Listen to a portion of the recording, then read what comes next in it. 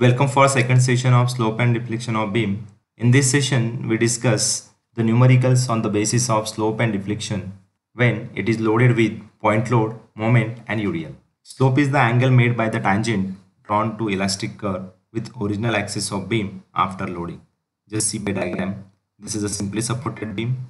The angle made by the tangent with this original axis of beam after loading is known as slope. Deflection is nothing but a vertical distance of beam before and after loading.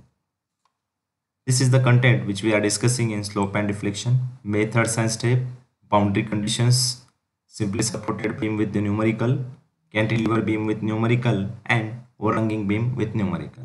Let us move for methods and step.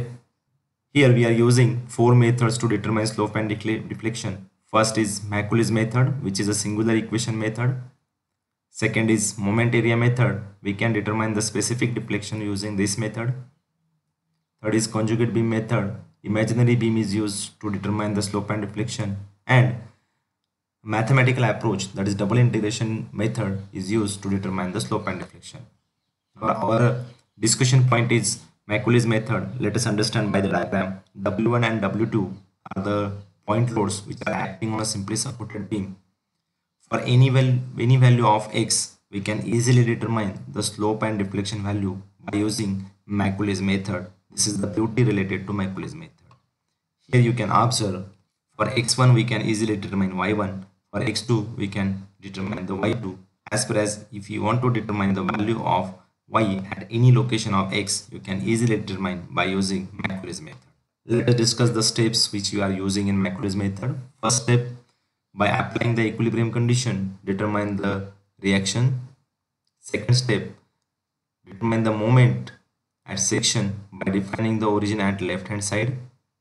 Third step, form three equations by applying the integration.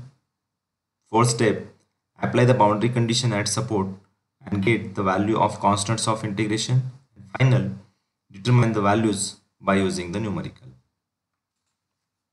Let us move for boundary condition. For simply supported beam, deflection you will find 0 at end, whereas slope at support are always maximum. Maximum deflection we will find at center, and last we will get a zero slope where the maximum deflection point.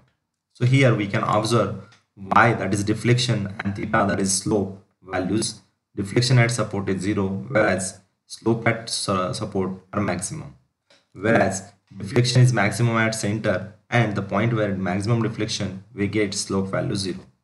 Let us discuss something about cantilever beam. Deflection at fixed end is always 0. Slope at fixed end is also 0. Maximum deflection we will get at free end, as well as maximum slope at free end. We can find zero slope as well as deflection at fixed end, whereas maximum deflection and slope at free end. Now we will move for the numericals on the basis of simply supported beam in next session.